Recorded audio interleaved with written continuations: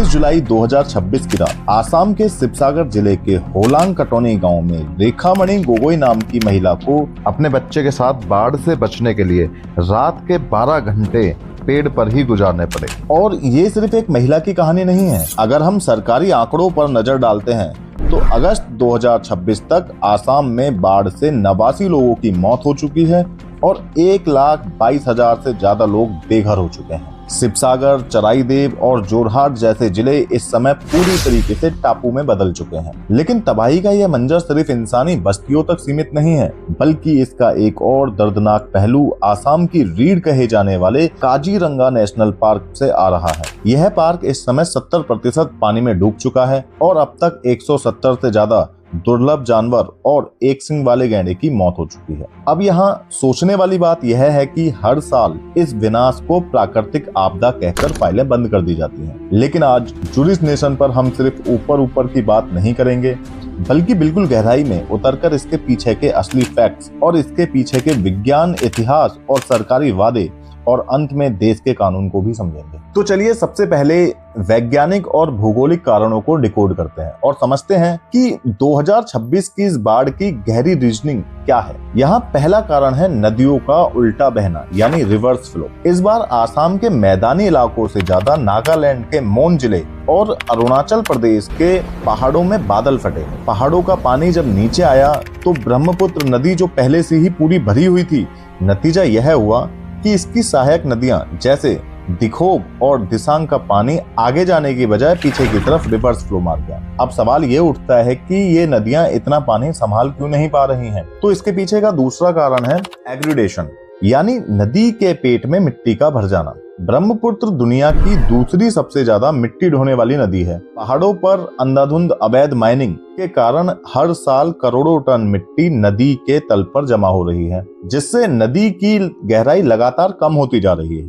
नदी के इसी उथलेपन की वजह से एक और गंभीर समस्या पैदा होती है और बाढ़ का तीसरा कारण बनती है। बाढ़ का तीसरा कारण है ब्रह्मपुत्र का ब्रेडेड चैनल होना। इसका मतलब है कि आसाम के समतल मैदान में आते ही नदी एक सीधी लाइन में नहीं बहती, बल्कि रेत के बड़े बड़े टीलों के कारण सैकड़ों छोटी छोटी धाराओं में बढ़ जाती है। मॉनसून में ये धाराएं इतनी तेज होती हैं कि ये अपना रास्ता बदल लेती हैं और रातों रात नए इलाकों को डुबो देती हैं। लेकिन नदी में इतनी ज्यादा मिट्टी आती कहां से है? यही हमें इसके चौथे कारण पर लेकर जाता है, ढलान यानी स्टीप ड्रॉप। तिब्बत में यह नदी 4800 मीटर की ऊंचाई पर बहती है, जहां से यह बहुत तेज स्पीड से नीचे आती है और पहाड़ों को बुरी तरीके से काटती है। लेकिन आसाम के मैदानों में आते ही इसकी रफ्तार अचानक से शांत हो जाती है और धीमी पड़ जाती है, जिससे पहाड़ों से लाई गई सारी भारी मिट्टी और रेत यहीं पर जमा हो जाते हैं। अब जब हमने विज्ञान को समझ लिया है तो हम थोड़ा पीछे चलकर इसके इतिहास को भी देखते हैं, क्योंकि आसाम की ये बीमारी रातों रात पैदा नहीं हुई है। आसाम में हर साल ऐसी भीषण बाढ़ आने की शुरुआत 15 अगस्त 1950 के महाभूकंप यानी ग्रेट अर्थक्वेक के बाद हुई। 8.6 तीव्रता के इस भूकंप ने ब्रह्मपुत्र नदी के निचले तल को हमेशा के लिए कुछ फीट ऊपर उठा दिया, जिससे नदी परमानेंट रूप से उथली हो गई। इतिहास के इस प्राकृतिक जख्म के साथ साथ आज के दौर का एक बहुत बड़ा जियोपॉलिटिकल एंगल भी इससे जुड़ा हुआ है। ब्रह्मपुत्र नदी का लगभग 50% हिस्सा चीन के नियंत्रण में है, जिसे तिब्बत में यारलुंग सांगपो कहा जाता है। चीन इस नदी के ऊपरी हिस्से पर लगातार बड़े बड़े मेगा डैम्स बना रहा है और इसी वजह से हमारे लिए खतरा दुगना हो जाता है, क्योंकि मॉनसून के समय जब चीन के डैम्स में पानी का दबाव बढ़ता है और वो बिना किसी पूर्व चेतावनी के अचानक पानी छोड़ देता है, तो आसाम में फ्लैश फ्लड यानी वाटर बम जैसी स्थिति बन जाती है। इस अंतर्राष्ट्रीय खतरे के बीच अब जरा ये भी देख लेते हैं कि हमारे देश के अंदर सिस्टम क्या कर रहा है और नेताओं के आश्वासन क्या है। हर साल चुनाव के समय बड़े बड़े राजनीतिक वादे किए जाते हैं कि आसाम को फ्लड फ्री बना दिया जाएगा। इस साल भी सरकार प्रभावित परिवारों को 75,000 रुपए की अंतरिम राहत राशि बांट रही है। लेकिन सोचने वाली बात यह है कि क्या सिर्फ पैसा बांटना इस समस्या का स्थायी इलाज है? सरकार का सबसे बड़ा आश्वासन मिट्टी के बांध होते हैं। आसाम में 5000 किलोमीटर लंबे बांध हैं, लेकिन इनमें से 70% अपनी एक्सपायरी डेट पार कर चुके हैं। इनके रखरखाव का बजट पहली ही बारिश में बह जाता है और जब ये बांध टूटते हैं तो जनता फिर से वही मांग दोहराती है जो सालों से की जा रही है, यानी आसाम की बाढ़ को राष्ट्रीय आपदा यानी नेशनल डिजास्टर घोषित किया जाए। ताकि परमानेंट फंड मिले।